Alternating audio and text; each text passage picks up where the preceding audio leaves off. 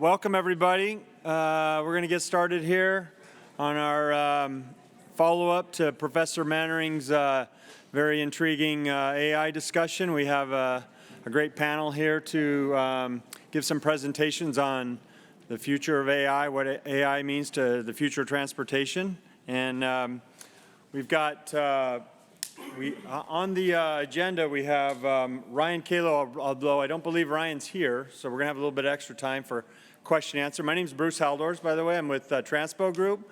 I'm working with Professor Wang in the technology transfer, part of PacTrans. Very exciting, all the things that are happening with PacTrans and the technology, and AI is definitely a big part of the future. So this will be a great session, and we look forward to a lot of interaction, a lot of question and answers. So we have a great panel for you today. We have Osama, who will be starting. He's with Leidos, project manager with Leidos. Then we have Bo Wang with Amazon following that. And then finally, we have Frank Yang, who is a professor at Johns Hopkins. So we have some really intriguing, both academic and practical applications to discuss with you today. So we'll turn it over to you, Osama. Thanks a lot, Bruce. Good afternoon, everyone. What a great gathering. I'm trying to do my best to see who is sitting because the lights are kind of in my eyes, but I can maneuver to be able to see. So first of all, I'm Osama Osman. I'm a senior transportation engineer with Leidos, and I'm also a project manager leading projects for the federal government. I don't want to talk about that because I shouldn't be talking as a federal rep. But I'm also a chief scientist with the Center for Urban Informatics and Progress at the University of Tennessee in Chattanooga. And this is actually where I started my career, professional career. I was an assistant professor there and then I left 2 years later to join Leidos, but we're still collaborating and working closely with the university. So what is the problem? The problem, we all know it. So transportation system is definitely, or is suffering from so many issues or problems related to operation, safety, and environment across all modes. If we look at these problems, they're not actually problems, they are symptoms, and this is one of the things that Dr. Mannering was talking about. We need to really know the problem, we need to think, we need to understand before we act. And this is one of the things I believe is important when we apply AI approaches. So there are lots of symptoms, there are lots of issues there in the transportation system, and of course there has been lots of efforts to improve or to overcome these issues through application of ITS technologies. You name it, there are so many strategies that have been deployed or implemented over the years. But are we really benefiting from these technologies? Are we really maximizing the use of these technologies? Probably not. To answer that question, actually, we need to see what other technologies are being introduced alongside ITS, and that's AI. This is why I really believe, and that's my belief, and I believe the belief of everyone here in the room, that AI can help us benefit more from the ITS technologies, maximize the utilization of these ITS strategies such that we can overcome the issues that we are facing nowadays in the transportation system. ITS is offering tons of data. Are we using them? Probably yes, but are we using them right? I don't know. This is why we need to see how we can use AI to help us with that or in that aspect. So that's it. In my talk today, I'll be covering, actually added lots of topics to talk about, both on the infrastructure side and the vehicle side, how we can use AI for these both sides. And I have a few use cases that I'm going to talk about. But in the interest of time, I kind of cut a little bit down from the content, and I'll be talking about how we can use AI or how we are using AI for traffic prediction, traffic control, and for crash prediction in the vehicle itself. So why infrastructure and vehicles? Or why I looked at both sides? It's because of the safe systems approach. Everybody's now talking about safe systems approach. Are we applying it properly? In most cases, we're not. This is why we need to look at every single agent, actor in the system and deal with it, make sure it's safe, it's ready to cooperate with the other agents or actions in the same system. And this is why I looked at applications on both sides. It's not just vehicles, it's also infrastructure. It's not just infrastructure, it's also road users, you name it. So data is the key. Like I said, ITS technologies, sensing technologies nowadays are producing tons of data. And for that, we wanted to be ready from a data side for these applications that I'm going to talk about in a second. A few years ago, maybe 2-3 years ago, actually 4 years ago, University of Tennessee in Chattanooga and the city of Chattanooga did deploy ITS or sensing technologies along an entire corridor in the downtown area in Chattanooga. That is the green one. It's about 1.25-mile corridor with a few sensing technologies at all of the signalized intersections in that corridor. There are some efforts to expand that deployment to go to a parallel corridor in the downtown area and also to a freeway segment, and all of these are funded projects either through NSF or US DOT. And actually there is an effort that is starting probably in a month or so to deploy the entire city, about 100 intersections with sensing technologies that will enable or provide data, and of course this data will be used to improve the mobility and safety of the system. So again, data is the key. So what we're generating over there, we are deploying, or we have cameras, LiDARs, audio sensors, air quality sensors, and a few vehicle communication, wireless communications capabilities. And the data is being collected on a continuous basis, being made available on a continuous basis. And of course, privacy is an issue. I don't want to get there, but there are some work, pre-processing work that is happening to overcome the privacy issues.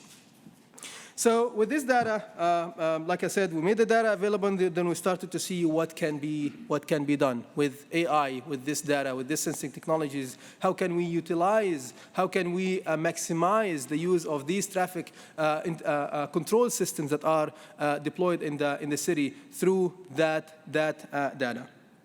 So one of the first projects, and this is actually a complete use case that kind of closes the loop, and I wanted to go over this very briefly at a high level to show how AI can be used throughout an entire loop to make sure the system is working well. This is one of the projects that was funded by the Department of Energy, and it's actually to develop adaptive traffic control system or proactive traffic control system that is energy conscious. So the objectives of this work were, first of all, to, like I said, the goal was to develop that system to improve the energy consumption. But in doing so, we needed first to understand what is happening in the downtown area and the arterial that we were focusing on. What is the vehicle composition, the traffic composition, what are the traffic patterns, what are the traffic demands that are going to happen in the next minute or so, and based on that we can improve or optimize our control systems to accommodate these demands. So it's kind of closing the loop, and of course the cycle keeps going.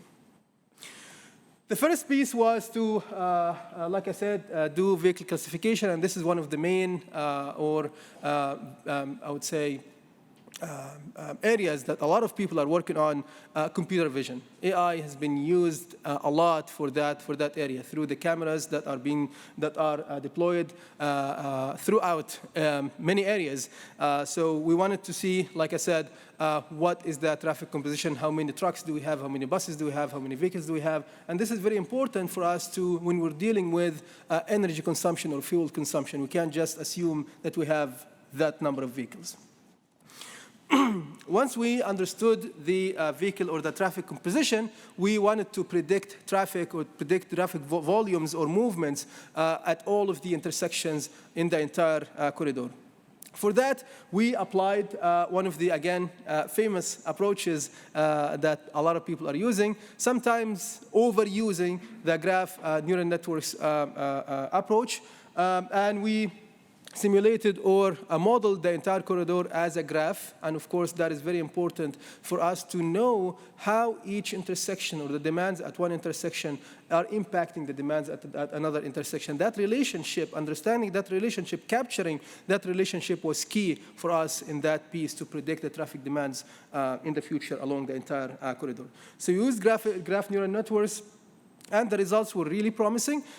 We achieved very good results, and as you can see, we're getting as close as possible to the actual demands. There are some work that is happening on the control side to account for the differences, if any, when they happen, in the prediction performance.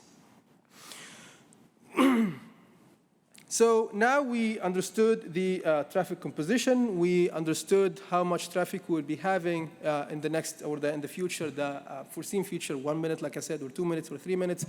The next step was to now provide that or optimize the operation of the traffic signals. And again, AI came very handy here through the famous, again, reinforcement learning area under the AI umbrella. So we applied reinforcement learning here, and the objective was to, first of all, since we're dealing with an entire corridor, identify how we can coordinate the traffic signals with each other, so the offset value between the traffic signals. Then the phase sequence, so we could skip a phase, we could prioritize a phase and whatnot. And third, what are the signal timings that should be implemented to accommodate the demands that we just predicted, given the traffic composition that we just did through computer vision. So for that, again, like I said, the main objective was fuel consumption, but we're also looking at the operability or the mobility of the corridor. We can't just improve fuel consumption and suppress or get the operation conditions worse. And this is why we used a metric that is right here. It's called EcoPI. And this EcoPI here is a metric that was developed by our partners in this project from the University of Pittsburgh. And it takes into consideration the composition of the traffic, takes into consideration the how much traffic do we have, takes into consideration the engine information. Of course, there are some assumptions given the vehicle class or the vehicle type. And it also takes into consideration the travel times of these vehicles. So this one right here shows the difference between the reinforcement learning approach. It's actually one of the things one thing that I needed to mention. It's built on a graph, and again, the graph here helped us understand the relationship between the different intersections or different controllers, because again, we're trying to predict or trying to optimize the offset value between the intersections and each other. You will see that this approach here, of course, compared to the activated, which is the status quo there, is very responsive to queues as they form in the network compared to this one or the other one. So that's again a use case that I wanted to cover, beginning from the inception of the project. We were just trying to see, okay, do we need to we need to know how much traffic, not how much, what are the compositions of the traffic that we have on the network, and then what is the traffic demands, and then we could proactively accommodate these demands, and of course, again, the cycle goes on. Now, I think next week, we are actually deploying this. We're doing a pilot in the city using these algorithms. So this is being implemented to be tested in the field. And we did a preliminary testing that was working really well. So I think it's something that tells us that AI is not just something that's in the papers. It's something that can be used if used properly. On the other side of the equation, the vehicles, we needed to see how we can use AI on the vehicle side to improve the driving behavior, characterize the driving behavior, and improve their safety. I know Dr. Mannering said safety is a big issue when it comes to AI, and needs to be studied well. I hope that in this study that I'll talk about, we did not so bad. We were trying to predict crashes in vehicles given the kinematics information collected from these vehicles.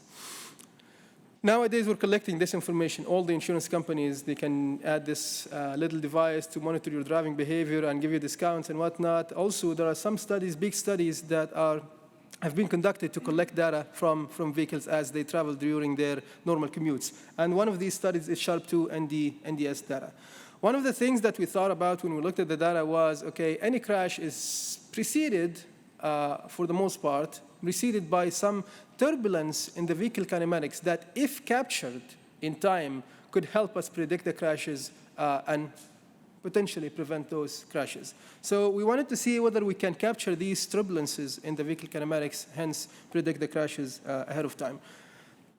This is the latest paper that we published, or the last paper we published out of this. And actually, there are a couple or 3 other papers that were published from this one, comparing or developing different algorithms based on this theory.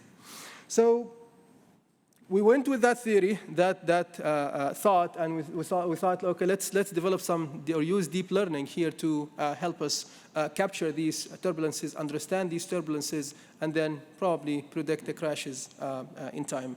Why deep learning? That's because in one of the other papers, we tried lots of traditional machine learning algorithms. Now they're called traditional. At the time, were not traditional, but they are now traditional or conventional machine learning algorithms. And they're working very well. But they're predicting crashes like 1 second ahead or 1 second before the crash. That's not enough for us to do anything. Can we predict them earlier than 1 second? And this is why we thought, let's try deep learning and see how it would work. We developed 3 models, and we compared the performance of the 3 models. And this is actually, there was a slide, I'm sorry that I removed that. It was shown that the comparison between the three models, and it was shown that CNN is performing much better compared to the other algorithms. But here, you can see that we're able to predict crashes. I know the number kind of freaks everybody out. It's 100%. Are we able to predict all of the crashes? Actually, we were able to predict all of the crashes, and we did verify and validate the performance of the model multiple times, and it was always coming out as 100%, 99.9%. It was not that far from this value. But we were able to predict 100% of the crashes 3 seconds before they did happen.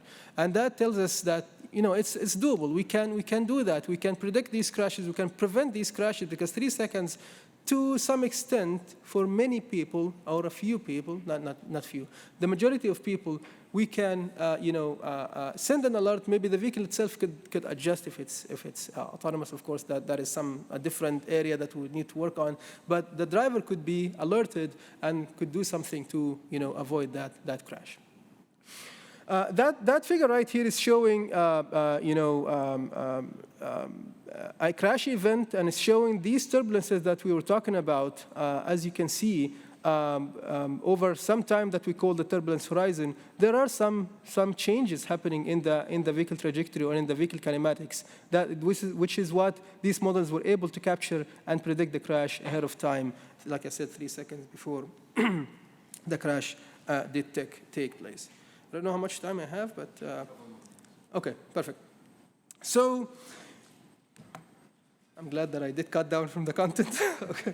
So this is, or now I'm going to cover a few future work or pieces of work that we're able to work on because of the work that we've accomplished or completed. Because with these results that we got, we're able to go to the sponsors and tell them, hey, we can do this, we can do that, and of course they are more interested in funding more work and more projects, and this is what you see right here. AI can help us with an entire decision support system for an entire downtown area. And this is something we're trying to explore. Why we're saying that? Because when we tried it on an arterial, I know that the scope or the context here is very small, but it did work well. It's working well, and we're deploying that in a pilot test that's happening very soon. So why not go beyond that and work in an entire city with AI? And this is what we're trying to do here. This is a project funded by the US DOT through the ATCMTD grant, and the total funding for this project is, as you see, and we're developing an entire decision support system that tries to link EVs, electric vehicles, with charging opportunities. And for that to happen, we're also trying to optimize the performance of the entire network by detecting or understanding the traffic patterns, optimizing the signal control, and of course predicting the traffic demands to help us with the control. This one, actually, there is a lot of information that I can go on and on with, but just trying to be high level at this point. Another project with AI, and this is also based on a study that we did with LiDAR data. Like I said, the intersections there are equipped with LiDARs. So we use the LiDARs to predict near crashes between vehicles and VRUs. So we thought we can deploy this at a larger level or a bigger level and maybe close the loop. So we get this information, communicate it to the vehicles, communicate it to the drivers, or the VRUs, so that safety can be improved and warranted. So this is a project that tries to develop AI algorithms for equitable safety. Why equitable? Because again, we're looking at all of the VRUs, wheelchaired pedestrians and regular pedestrians, bikers, scooters, and whatnot. All of this is being looked at in this project. And this is, again, a project that is funded by the FHWA through the AIR program.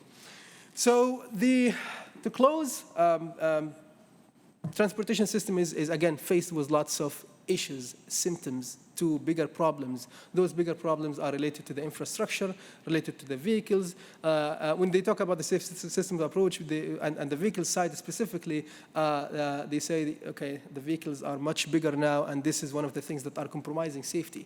And this is the thing. That's the problem. Not the crash is the problem. Crash is a symptom to that problem. So there are lots of symptoms there that we need to understand that they are just symptoms, so we can address the problem itself to help alleviate these symptoms. ITS can help, of course, but we can maximize the benefits of ITS through AI, as we saw, and I believe everyone in this room has worked on problems related or similar to that. Through AI, we can improve safety, we can improve operability, we can improve VRU safety, we can facilitate safe operation of the vehicles themselves, and so on, you name it. Maybe the majority of us have been working through the bottom-up or ground-up approach. So we're all working by ourselves, trying to voice or say something that like AI is doing this, AI can do that, and up there, no one is listening, but now everybody is listening, actually, and it's coming from top now down, and there is interest from the sponsors, whether industry side or the government side, to see how AI can be widely utilized for the benefit of a better and safer transportation system. One thing I need to note before I close is that AI, and I believe this aligns with what Dr. Mannering said, AI is great, but it's not just science, it's an art. And for us to unlock that art piece, we need to be able to understand how to use it. We need to be able to understand the problem itself and know the source of the problem so we can use AI, or better use AI. That's all for me, and I'll be happy to address any questions or comments, just not hard questions, please. All right, I'll leave it to you. Okay, there you go, Bo. Great, thank you. All right, thanks everyone. My name is Bo Wang, and first of all, thanks Professor Yinghai Wang for inviting me here. I used to attend those regional transportation conference when I was a PhD student, but I attended less often, so today's really glad to be back to those regional conference. So a little bit of background about myself. I'm currently working as a data science manager at AWS under EC2 Compute department. Before that, I worked about 4 years at Ford. My education background was in transportation. So I get a little bit of transportation OEMs and also tech industry experience that I want to share my lessons learned in the presentation today. So before we get started, because this topic is about AI, so what's the definition of AI? I saw there are a few presentations talk about this definition. I thought it's interesting to compare a few different definitions. The first one was from the computer science professor, John McCarthy, from 1955. He put the words together, artificial intelligence. He said it's the science engineering of making intelligent machines. So it's relatively short, but I kind of like it because it's really succinct and elegant in some ways. Then I actually searched the Google this week, what's the definition of AI? It talked about similar things, but also adding, like, it's about visual perception, speech recognition, decision-making, translation. It's more adding more examples of what AI does today. And then I went to ChatGPT. I thought it's interesting if you ask AI, what is AI, right? It's like ask human, what is human? So ChatGPT gave this answer. I also like it a lot. Like it talked about a lot of nuances about a multidisciplinary field, about learning, reasoning, problem solving. I don't know if there's a single right answer, but I think it's interesting to compare different definitions. But for me, it's really simple. It's the building the machine that can does what human does. So why AI become a buzzword and trend over the last decades? So I believe there are a few driving force for this. The first one is the cost of data storage has dramatically reduced over the last decades. Of course, you couldn't buy 1 terabyte of data in 1950s, but if you build 1 terabyte of data, that's at a trillion level cost. But today, it's under $100. So when you have that much dramatic cost reduction, you are able to collect more data much cheaper, and that's the raw material that you use to train the model, train the AI system. And then after we have the data, then the computer power has been dramatically increasing over the past decades. Due to most of you probably heard about the Moore's law, right? They double the number of transistors in a microchips every 2 years, and also the price of compute will reduce over time. So the cost of compute is getting cheaper, and also computer getting more powerful. So with the data and the compute, we also need the innovation in the AI algorithm. So this is a report from Stanford AI Index report. You can see there are many more AI machine learning related papers over the past 10, 15 years. Many of the professors today probably contributed to the many of the paper here. Now, one thing about algorithm that I've found very interesting is around 2017 when Google published the transformer algorithm that really inspired a lot of deep learning models. And one observation I found very interesting is from OpenAI's GPT-3 report. It's called Language Models Are Few Short Learners. I took 2 screenshots from the report. So one is the translation. They benchmarked the model on 2 different tasks. One is translation, another one is trivia Q&A. Interesting part is, as you see, the axis is in parameters in the models. It's in billions. As you can see, the model getting larger and larger as the model getting larger, it's actually continue improving the performance on those tasks.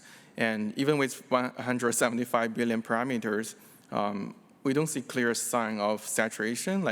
That's why people still keep pushing the larger models, because they believe if we continue the trend, it can still learn information from lots of data. Yeah, I just thought it's interesting, like transformer is so efficient computers that can learn so much information from data. And after we have all the power, data, compute, and also the new algorithms, it really inspired a lot of applications. So for example, in transportation, many of you have seen topics on, presentations on different topics here. The first one is autonomous vehicles. The autonomous vehicle, as a lot of you know, using a lot of machine learning for computer vision, for path planning, for behavior predictions. It's really the hallmark of putting all the AI, SOTA method together into the technology.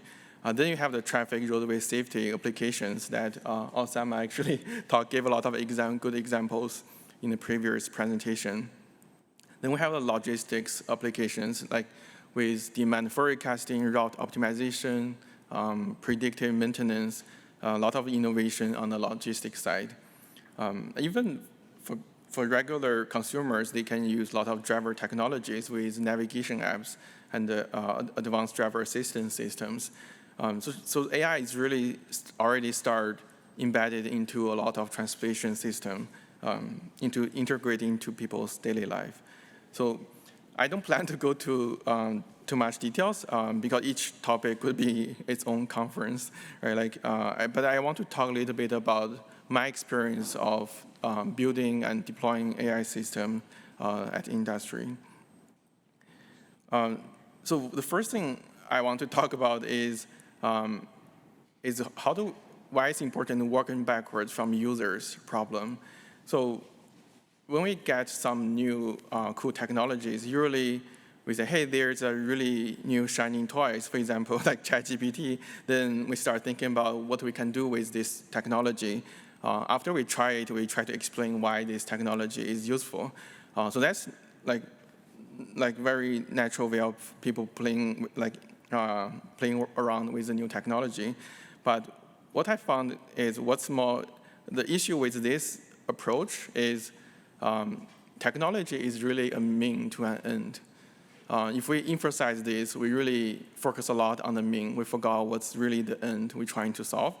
So one thing I learned in industry is really important to start with users' problem. And then you're working backwards from there to say, hey, to solve this problem, what's the right technology to solve it? Right? It could be AI, it could be something else. And it's okay, maybe AI is the wrong solution to solve the problem. But it's really important to always clarify what's the problem we are solving, then working backwards from there.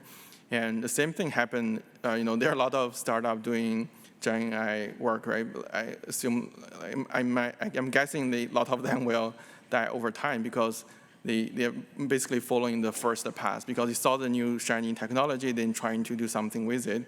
But really there's no engagement. And but what's the right way to develop those technologies is really be clear on what's the problem they are solving.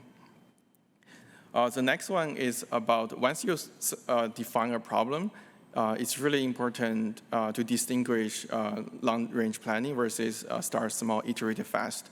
I think it's really important because, for example, long-range planning definitely important because it came from transportation community and I understand the value of that. But even when I'm working at OEMs in Detroit, to build a car, you need almost 5 years from the time you design the concept to build the prototype, then you manufacture the car, it takes 5 years, but it never works for building AI system. AI in 5 years would look totally different from today. So it's always important to start small and learn how the system works in the real world. And then you collect more data, you design, improve your algorithm. To me, that's the right way to develop the technology. Then after we selected the method, we need to think about what's the full life cycle of an AI project. For example, when I learned AI at school, we first develop problems and gather data, we build a model, then we present results in a report. But what I found is that's really just the beginning of an AI project. For example, the second path is really what AI project looks like. You define problem, first 3 steps are the same, it's still very valuable. But after that, we need to decide whether the model is meeting our deployment criteria. Then we need to build all the data pipeline because if the data stay the same, you wouldn't really see new results. Right? You need to build a data pipeline. You need to have the compute infrastructure, deploy the model, do the inference. And what if the model giving wrong prediction? We need to continue monitoring and find out what are the root causes if they're not behaving what they expected to behave. Then we need to retrain and update the model. Maybe we go all the way back to the data gathering to continue improving the model. So this is a loop that we need to continue do to improve the model over time. And then once you deploy the model into production, there will be always some edge cases that you didn't anticipate, right? For example, I used to do a computer vision project. Not this one. This is an example picture I borrowed from the University of Michigan. Thanks, Dr. Wang, for letting me use the picture. But my comments is not related to this picture. But when we do the computer vision project, for example, A lot of times, once you train the model on your training data, then you realize the lighting condition changed. The image looks very different. Sometimes there are occlusion problems, right? There are objects blocking part of the other objects in the image. It could be someone touched the camera angle changed, and then your model just doesn't work as well. So there are lots of those edge cases. It's really hard to anticipate until you start deploying into the real world, start seeing where it falls short, and then building that feedback loop, continue improving your model. With all those edge cases, that's why I believe the right way to develop AI is not ask AI to fully replace humans' decisions. AI should really augment humans' decisions. Most of the AI system today can get you to 70, 80% there, but it's still like missing the last mile problem, right? I think it's important for human to learn how to work together with AI in some sense, like to interact with AI, to extract the information, then you give different instructions, ask it to give you a better answer. So that's, to me, it's more realistic and more responsible way of using AI. So in the end, I want to end my presentation put the AI and transportation into perspective on where we are in the technology shift, this paradigm, right? Like there is a book called Innovator's Dilemma, written by Professor Clayton Christensen at Harvard Business School. They talk about why some big company fails, right? Some of the technology shifts. So on this x-axis are the time, on y-axis are the growth of the technology. Usually, new technology follow this S-curve growth trend. First, it starts emerging, developing the technology.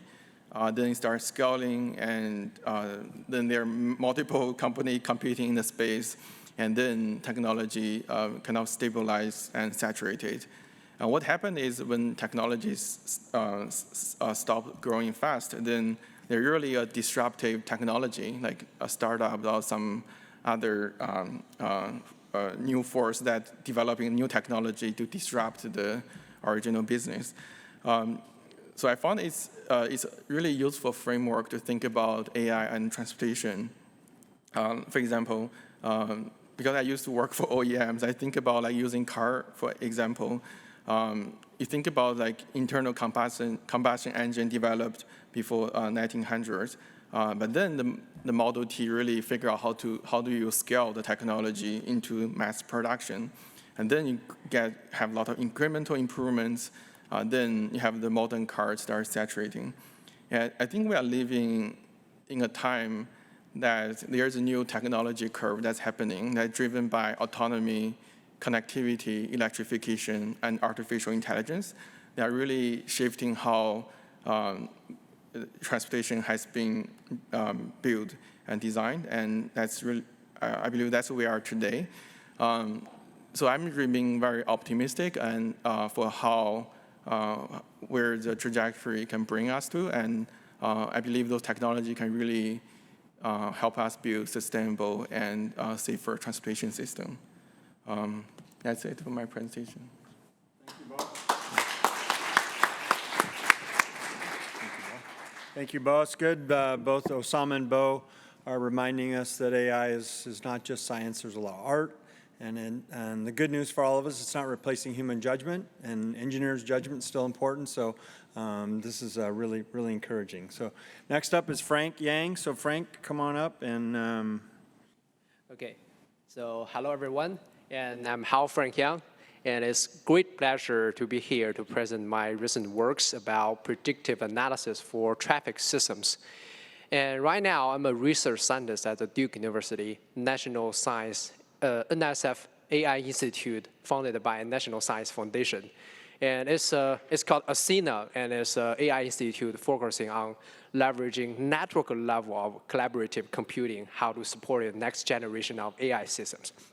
And I will be a professor at the Johns Hopkins University, Department of Civil and System Engineering in the coming June.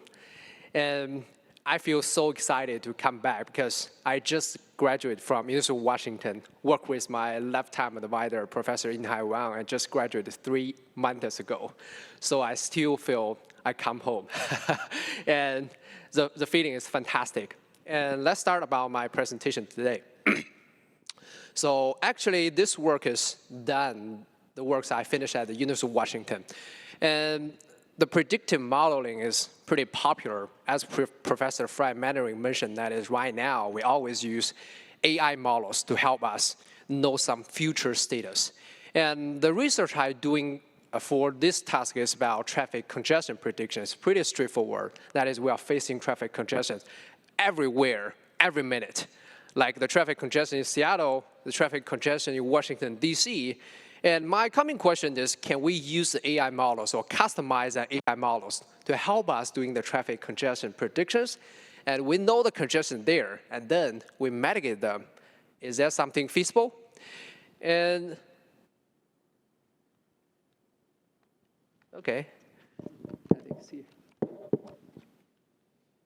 So another recent task is inspired me, and also it's definitely feasible. That is, we can estimate our travel time. We always estimate our travel time before we start our trips, like using the Google Maps and also something other kind of maps. Can we predict the travel time before we start? We also need to know the real-time roadway status, and also some parking occupancy prediction things. And these are all traffic-related tasks. So if we would like to finish the mission tasks, we need to have a very powerful tool, which is called predictive model. Actually, the predictive model is pretty straightforward and easy to understand, which is the only task a predictive model is used to do is find the likelihood of the outcomes using some technologies like data mining, artificial intelligence, and machine learning things. And typically, put it simply, like predictive analysis can interpret as an organization's historical data to make the predictions about the future status. For example, like we have the historical data input, the set of the x from xt minus n to xt minus 1, which is we all collected from the historicals. And then we have a predictive modeling, and we would like to get the future status. We call it y. And this kind of whole process, we call it predictive model, which is to find the maximum likelihood we give an x and y. The target is to find the best p, we call it predictive model. And so with the recent development of AI things, so people come from 2 different directions. The first direction is we treat AI as a tool. So we find the best p, like by trying different types of AI methods, okay? The model A can give me a best result, and then I use the model A to do the prediction. The second thinking style is actually, and one of them is, can we customize an AI model by integrating the physical constraints and the physical models, and then help us to know this model is predict better than the traditional model, and it also can tell us something why it is predict better than the previous model. So another style is called customized machine learning methods to help us do the predictions. And the 2 things before I step into today's task is, it's critical to know that as well, predictive analysis can suggest some probability about future status, but it's not guaranteed them. So you can use them as the references, but you cannot trust them 100%. The second thing is we apply to the physical predictive models in our civil systems, infrastructures, and services. It always can help us to improve the efficiency, safety, and sustainability, a lot of things. So that's why it's so hot. And as introduced, to find the best P, my target is customize machine learning models. I strongly believe this will be the future research trend in the next several years. And here I will show a case study how I do this. So firstly, I modeled the network congestion prediction as an anisotropic pattern learning things, which I call congestion prediction. The motivation is I really want to learn and forecast the large-scale traffic network congestion patterns. And so my research goal is to develop accurate and scalable machine learning methods to predict the traffic congestions for worldwide. To finish these tasks, the first thing I would like to say everybody need to do is analyze the traffic patterns and traffic congestions, why it happens and how they developed. So the challenge one is about the heterogeneous roadway network structure seriously impact the traffic patterns. Here I show an example of 4 different cities. The roadway network of Berlin, Los Angeles, Berlin, Istanbul, and San Francisco. We can find out the roadway structures are very different. So how could we integrate it with the roadway connectivity information into our customization process? That's the first challenge. My solution is integrating the heterogeneous roadway graph into the deep feature extraction process. So this is somehow how I solve it. The second challenge is, which makes the thing even more challenging, is the congestion propagation process is not a stable process. It's somehow developing. And here's an example showing clearly. It's like February 18th of 2019, Monday, of Los Angeles roadway city map. At the 7 a.m., we only can find out that here's downtown of Los Angeles. Pretty close, the roadway segments of the Los Angeles downtown, they show something somehow congested. And with the time going by and the demand of the traffic increasing, we can find out from 7 a.m., 7:30 a.m., 8 a.m., 8:30 a.m., until 8:30 a.m., almost half of the roadway network showing seriously congested. And this congestion is not just like equally propagated to every corner of the networks. It propagated with the constraints of how the roadway network is designed. So how could we model this kind of congestions propagating in the roadway network anisotropically become the second challenges, which the AI people never consider about this. And the third challenges come from the road practice. That is how we organize our historical data today. And typically, we have 2 types of data right now. The first type of data we call floating vehicle data. It's somehow the data we collected from the connected autonomous vehicle, sharing bike, sharing scooters, and our cell phone apps. And this data are always continuous data. And after we map the data, after we grid our roadway networks and map the data on the map, we can easily organize the data as image input sequences. So learn traffic as images is the first trend. The second trend about the data types is fixed location sensors, like the loop detectors, cameras, radars, and infrared cameras. We install the sensors on a fixed locations of our roadway networks. And then with the network connectivity, these sensors can easily be summarized as graphs. So learn traffic as graphs become the second trend. And these 2 trends, they share very different backbone architectures. So how could we summarize these 2 data sets and then build a unified traffic prediction models is very important for the practitioners. So my solution is I unify in the future 2 types of sensors inputs and learn traffic as a continuous graph. And these are the 3 key challenges why we need to customize an AI model.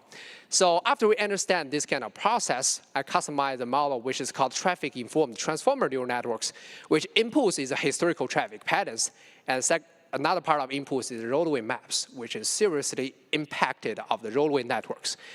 And the output of this model is straightforward. It's multi-step network congestion prediction results. Congestion prediction at T0, T0 plus 1, T0 plus cap T2 minus 1. It's a sequence prediction.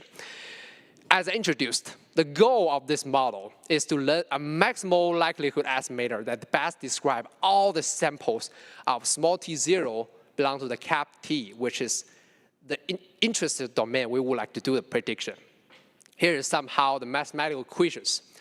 And actually, this is the first model I would like to say got some novelties. It's the first customized transformer architecture with integrating traffic size for congestion forecasting.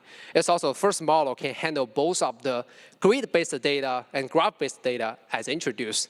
And it's also the first anisotropic aggregation mechanism for direction-aware propagation modeling process, which I will detail showing in the following of several slides. And this is how the neural networks looks like. We have an input sequence, and this is some output sequences. And the key part of this model is the anisotropic graph aggregation and also global aggregation components, which I will show in the following slides. And this part modeling the causality of the congestion happening. And we evaluated this model from several very common evaluation metrics: mean absolute percent error, mean absolute error, and root mean square error. And we're doing the test in 6 cities around the world: Berlin, Istanbul, San Francisco, Los Angeles, San Diego, and also Bangkok. And we got pretty promising result and also outperforms the other 12 deep learning methods. And I would like to show one of the causality modeling is also the customized process to modeling the anisotropic process for deep learning models. That is about the causality modeling for congestions. Actually, the inspiration is not coming from today. It's coming from 100 years ago, around 110 years ago. There's a German physicist called Hermann Minkowski proposed a very famous theory, which is called light cone. It's somehow modeling the causality of any spatial temporal systems in the world. As we all know that the traffic propagation always propagating networks in the large-scale regions. So to find out the causality of the congestion and also model the future impact, we need to integrate this kind of propagation process into a learning process. So we design a cone-shaped propagation process here. Assume that there's a congestion happening at the time t and x and y. And if we would like to find out which vehicles they gathering to this certain point, we need to find several steps ahead. And our search focuses should be following a physical constraints, which is called the cone-shaped constraints. It looks like a light cone at the t minus tau 0, t minus 2 tau 0, t minus 3 tau 0, and in these cone shapes, all the vehicles traveling to this traveling to these intersections trigger that kind of like congestion.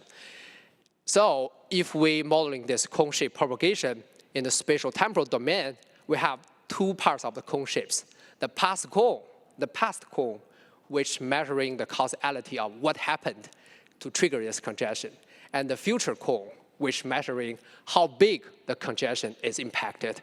This is the first part of the attention mechanism we customize into the model. We call it cone decay. And we measure the cone decay by using physical and temporal distance by defining 2 points. Phi is the key points at each of the roadway networks. J is the physical locations. T minus rho is the time steps to another location, phi I, t minus tau. And the tau minus rho is exactly the temporal differences, and v is the propagation speed. Imagine we give every intersection this kind of cone-shaped propagation modeling process. And then, except the cone-shaped propagation, we also added the time decay and the physical lookup table to represent the temporal differences and the temporal dependency together with the physical roadway network attributes. For example, how many lines here at these intersections, and what is the local constraints, like how many left turn, how many straight lines, how many left turn lines. And finally, we design our global attentions is a 3 decay attentions summary. And this is a rough, high-level idea how I designed this model. And here is the result visualizations, like the Los Angeles Cityway roadway map. For each of the subfigures, the left part is exactly the tint congestion predicted result. And the right part is exactly the ground truth data. And with our customized process, the tint showing very promising result, especially at the predicted, the very congested roadway segments, which is very different from the previous AI-based models. And this is a peer comparison with some like AI models doing traffic predictions proposed in the recent several years. And in 4 different cities, we can find out that the tint is the best among all of them. So, and I would like to briefly show this kind of thinking style and mindset can play very different ways compared with the previous style. That is, we grab an AI model and use. We can customize an AI model and integrating with our physical constraints and physical considerations to help us predictive the future status. And after we have the future status, we can do some preactive strategy. We can design some preactive strategies before the congestion happen. Like I show in here, I call it predictive operation for civil systems. We have a neural network on the cyber systems and doing physical informed predictions for different traffic systems and also other civil systems. And then we collect the data, the real-time data from the civil worlds, from the physical worlds. And then we're doing internal loops of the predictive control. You can think about that. So I call this cooperative predictive operation human AI interactive cooperative predictions. And the user applications can be very broad, like some disaster response, like UAV control networks and harness networks and some power networks. And traffic networks just part of it. And finally, I would use one slide to imagine the future transportations and also customizing AI impacted with future transportations. And also is my current research focuses, I would like to call it trustworthy AI in transportation. So a very different of AI systems and transportation systems, that is, we have human beings highly involved here. And another, if I express this mindset more straightforward, that is, AI systems should serve for people for better transportations, and they should serve for us. So if we consider this kind of mindsets, we definitely need to customize the AI models from our perspectives. And I would like to call it trustworthy AI in the transportations. Consider we have machines, users, and roadway systems. If we would like to know what is happening and what happened in these systems, then firstly, we need to do perceptions and interactions. So for the perception and interaction perspectives, several of the key terms we must pay attention in the next several years. The first is connectivity, definitely. And the second part about heterogeneity. And we use different type of sensors inside our roadway network, camera, radar, LiDAR, loop detectors. So how we can deal with this kind of heterogeneity data and make full of use of them, that is the following question. Another two key questions is adaptability and efficiency. These kind of autonomous systems need to be deployed every corner of the world, from north part of Minnesota and from south part of Tampa. And like Professor Manning mentioned, the snow in Florida sounds like ridiculous, but if you mention snow in Minnesota, that is pretty common. So how we can design the AI models, AI systems, to showing sufficient adaptability for the whole network for different environmental considerations. That's very important. And another thing I would like to call it efficiency. Sometimes multiple milliseconds ahead can save lives. That is the reality of traffic systems. And after the perceptions, after we collected the raw data from our traffic systems, the following step will be the information processing and information gathering. And we also can call it data processing. I would like to say, from this level of perspectives, there are two key points in the next several years will be super important. First is fairness. So other data collected can fully represent the distributions of the objects we really want to model. For example, if we would like to doing user object detection or user classifications, we can easily collect the data like the normal pedestrians, cyclists, but it's super hard for us collecting some data like wheelchair users, disabled peoples. How we can solve this kind of unbalanced data distributions when we put the AI models into real use. So that is somehow data fairness and model fairness issues will be very important. Another part I call it privacy. When we're trying to collecting data every corner of the world, how we can guarantee we do not use the privacy data to modeling the human behaviors. That is somehow trigger everyone thinking. So consider we got sufficient data and the data is very healthy and well representative. Another part I would like to say is adaptive learning. I call it trustworthy machine learning methods, customization. And it can help us finish two main tasks. The first task about data analytics, the second task about decision generations can directly help us doing forecasting, optimization, and control. And under these perspectives, There are 4 levels of evaluation matrix. Worth us thinking about. The first is autonomy.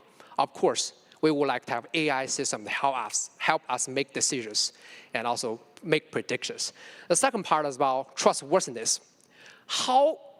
What is the level I can trust these outputs generated by AI? And will there be some outliers generated by AI systems? How can I make the model more robust, more reliable? Another part I would like to call security. And if we can make the models not that secure, somehow we have a lot of concerns to use it. Also, the ethical considerations, I would like to say, in the next several years will be super important. As I mentioned, that is, we are systems directly interact with human beings. So integrating with ethical considerations and the policy impact into the AI modeling process, also the customization process, will be super important, and also my future research targets. And I call this whole process is customizing machine learning methods together with considering the physical system considerations. And this is my presentation today. Bring everybody some materials to think about the future, the today and the future. And I'm open for questions. Thank you.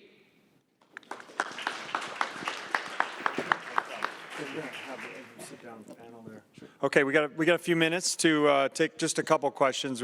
I know we're going to start at 3:45, so maybe 5 minutes. Anybody have any questions? I think these all 3 very fascinating presentations. You know, when I think about AI and ML, it seems as though some of the recurring theme to me was there was a classification of data, using the data to predict, and then ultimately optimizing. And those seem to be themes that ran through all 3 of these presentations and Dr. Mannering's as well. So anybody have any specific questions for any of the panelists in these great presentations?